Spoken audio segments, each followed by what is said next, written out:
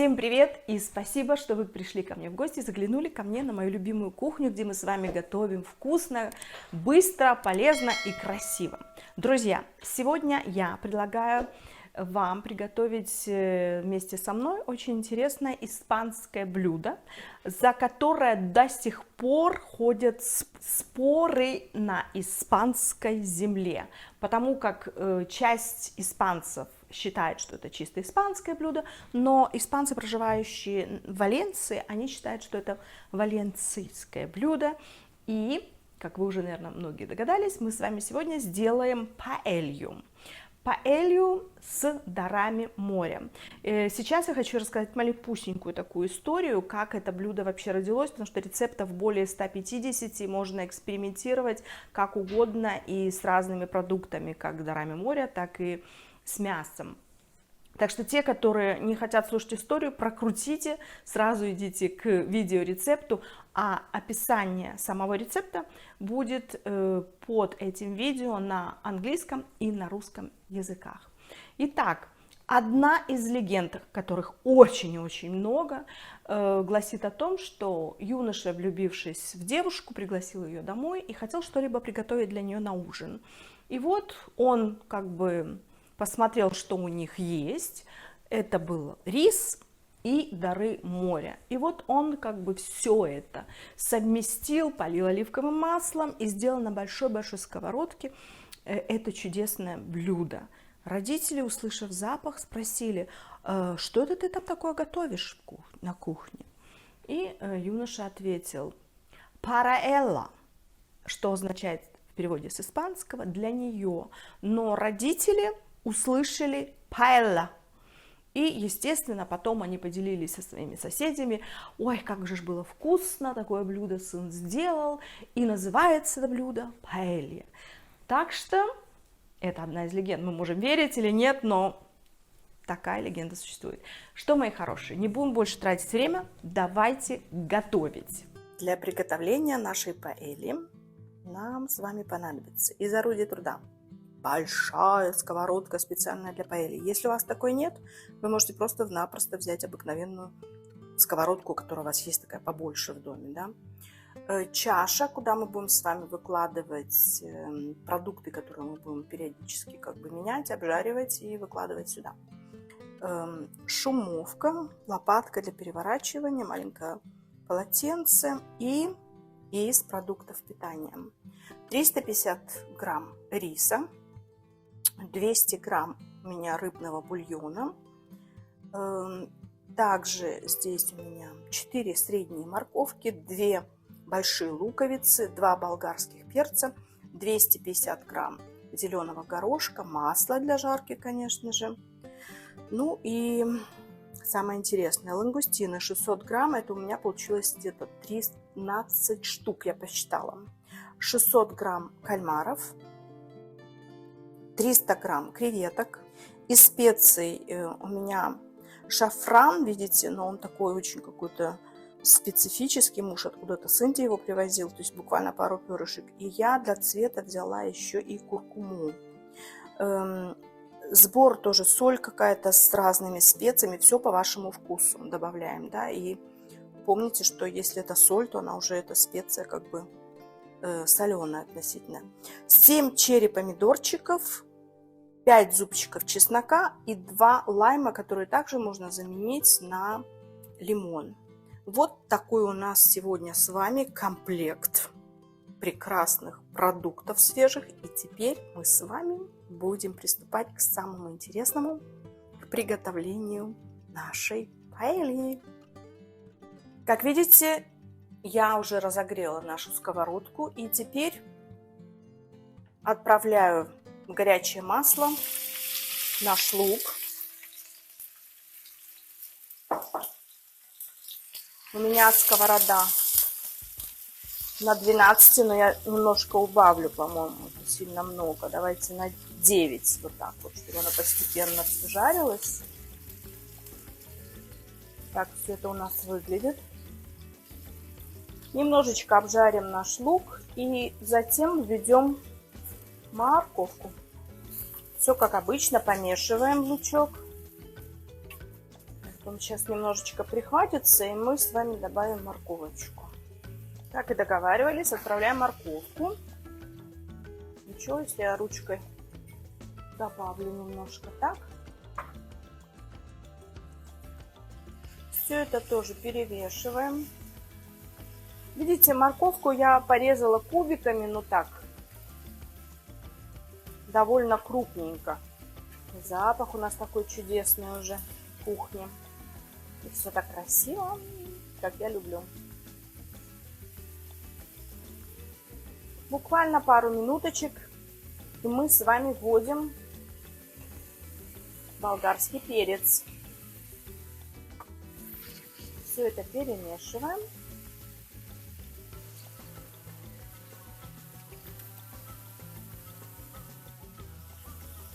Теперь к этой красоте добавляем черри-помидорки. И буквально через минутку мы отправим ко всей этой красотище, к прелести, чесночок. Чеснок здесь. Все хорошенько перемешиваем. Чеснок нам должен дать такой запах, но аккуратненько смотрите, чтобы он у вас не подгорел. Иначе, вы знаете, чеснок придаст блюду некую горечь. А этого мы не хотим. Все, видите, немножко мы обжарили эти овощи. И теперь нам нужно все это собрать и выложить в нашу миску. Как я вам об этом уже и говорила. Потому что овощи должны быть такие, знаете, немножко обжаренные, но совсем не вареные. Они должны быть такими хрустящими. Теперь я беру вот такую вот посудину и перекладываю сюда то, что мы с вами обжарили. Все стучит. Так. Теперь мы добавляем еще масло. И нашу сковородку мы отправим лангустины. Так вот они выглядят, такие красивые. Они уже, конечно же, готовы, но мы их немножко обжарим.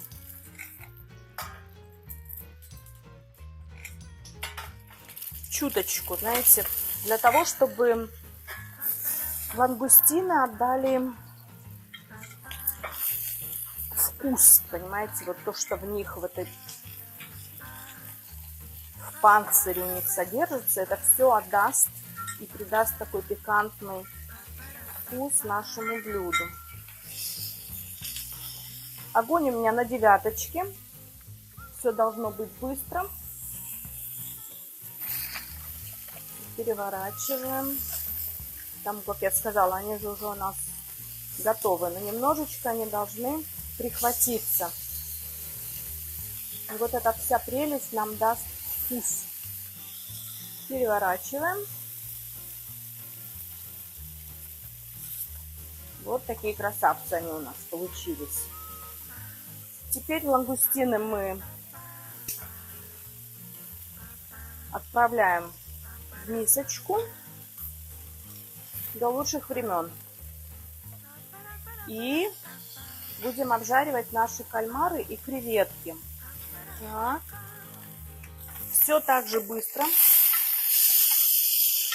Оно должно буквально прихватиться. Наши кальмарчики обжарятся немножко. Обязательно помешивайте, потому как процесс происходит очень быстро. Буквально немножечко. Вот так вот мы их обжарим, чтобы они отдали сок, прихватились. Теперь креветочки пойдут к кальмарам.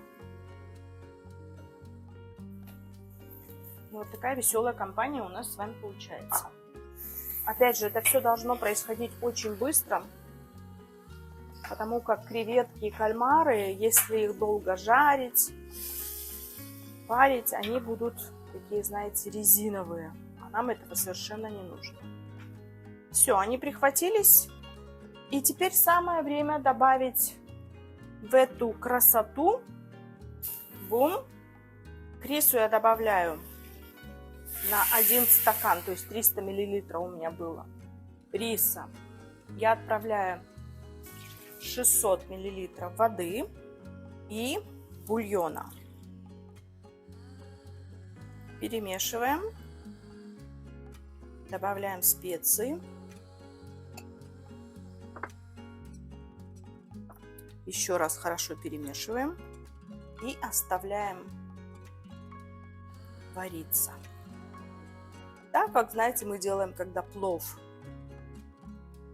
То есть вода должна испариться, специи раствориться.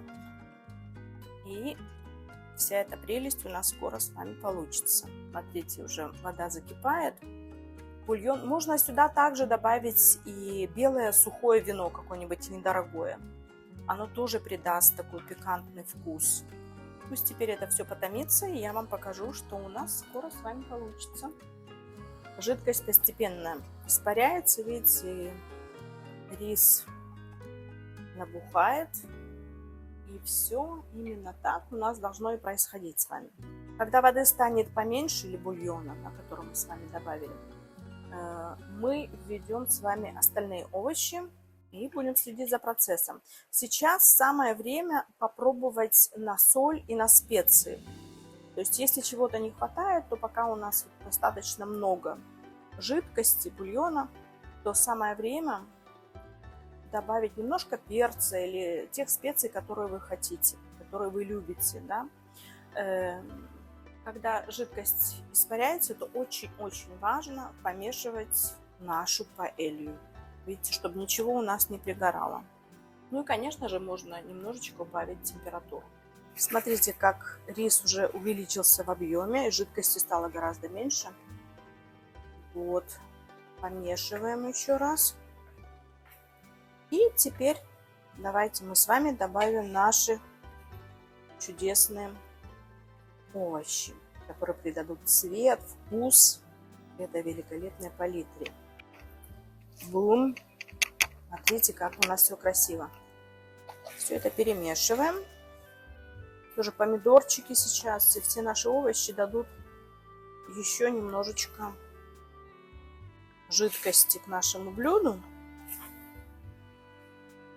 А как это начинает пахнуть, просто еще лучше, чем это раньше было. Смотрите, какая прелесть у нас с вами получается. Обожаю все красивое, полезное и вкусное.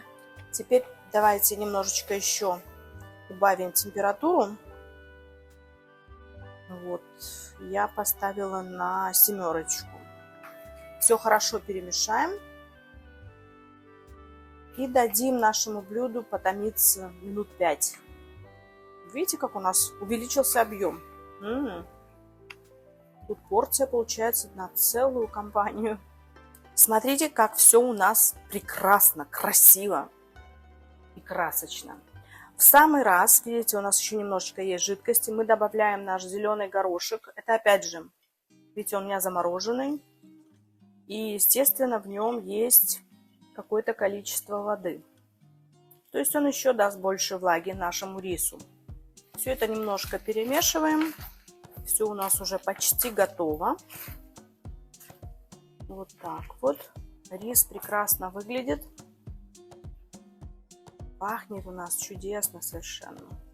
И вот этот зеленый горошек, он дает такую прям красочную гамму к нашему блюду. Все, больше влаги нам не нужно. И теперь, вот после помешивания, мы с вами будем выкладывать наши лангустины, которые тоже дадут немножко такого пикантного вкуса, о котором я вам говорила ранее. Прямо по кругу. Они сейчас тоже подогреются. Все у нас будет очень красиво. Вот какое у нас большое дело. Вот тут какой-то бэби появился. Но мы их всех разместим. Прям вдавливайте их так хорошенечко в нашу паэлью. Так. Смотрите, как у нас все чудесненько выглядит. Так. О, прыгнул за мной. Сюда положим. И еще одного поместим вот сюда. И то, что было у нас какой-то соус, мы тоже сюда капнем. В завершение я хочу добавить лайм или лимон, то, что у вас есть, да. Это тоже даст такой чудесный пикантный привкус к нашему блюду. А когда вы будете выкладывать уже порционно, то выдавите сок из этого лайма, и будет еще вкуснее. Так, куда мы этот положим? Ну, давайте сюда. И еще я немножко симпровизировала. Я сходила в наш сад-огород и срезала совершенно молоденький такой чесночок. У нас же чесночок уже был, да, мы его обжаривали вместе с нашими овощами. И вот такой вот прелестью я посыплю еще и наше блюдо. Все. Вуаля! Наша шикарная паэлья готова. Вот так вот наше блюдо выглядит. Ну разве это не красота? Ну это же просто настоящая Валенсия. Вы посмотрите на это блюдо. Ой, ну какое же оно тяжелое. Я еще, если серьезно, потомлю нашу паэлью буквально 5 минут, когда уже до конца испарится жидкость из зеленого горошка, и буду подавать. Ну и, конечно же, до встречи с красивой тарелкой. Дорогие мои, посмотрите, что у нас с вами получилось. Посмотрите на эту красоту. Аромат божественный совершенно. Все очень и очень аппетитно, вкусно, ну и полезно. Ну, конечно же, это блюдо я поставлю можно, потому что очень и очень тяжелое. Но сковородку я вам уже вообще просто не могла здесь как бы показать. Она весит немерено, я не знаю сколько килограмм. Поэтому это все красиво выложила. Видео со сковородочкой вы увидите. Кстати, сковородка тоже имеет свою историю. Если вы хотите услышать, то мой муж очень часто ездил в командировки, летал в командировки в Испанию. И в одном ресторане он всегда заказывал паэлью. И это было любимое блюдо. Хотя там, для того, чтобы в этом ресторане заказать это блюдо, нужно было записаться. И там оно готовилось 4 часа, не так, как я с вами быстренько все сделала. Вот. И уже хозяин ресторана этого знал моего мужа в лицо на протяжении многих лет, и он ему в один из прекрасных дней подарил вот эту самую сковородку, поэтому она у нас такая красивая есть в нашем семейном, в семейных наших прелестях кухонных. Блюдо, как я уже повторюсь, не является таким бюджетным. Почему? Потому как, ну, все это дорого стоит, но тем не менее иногда можно себя побаловать на какие-либо праздники. А сейчас у нас праздничные дни, поэтому я решила приготовить именно нашу паэлью. Дорогие мои, балуйте себя иногда деликатесами, разнообразьте свою кухню как-то какими-то интересными рецептами, не бойтесь еды, кушайте, ну, конечно же, помните о том, что мы едим, чтобы жить, а не живем, чтобы есть. И спасибо, мои хорошие, за то, что вы у меня все есть, и за ваши комментарии. Оставляйте ваши просьбы, чтобы вы хотели, чтобы мы с вами в следующий раз приготовили. Я с удовольствием буду для вас готовить. Ну, а сейчас мы идем пробовать вот этот шедевр. Спасибо, что были сегодня со мной, и до новых встреч, до новых рецептов. С вами была любящая вас Виктория. Пока!